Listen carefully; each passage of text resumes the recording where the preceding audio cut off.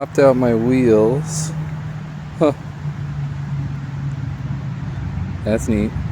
I put a little paint around each one of them just to distinguish which one's which. I guess the yellow paint ran a little bit.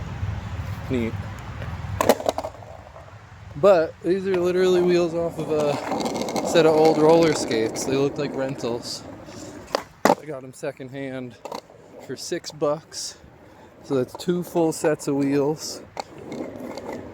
I threw one on and they feel great. I mean, I'm struggling right now, but they feel great.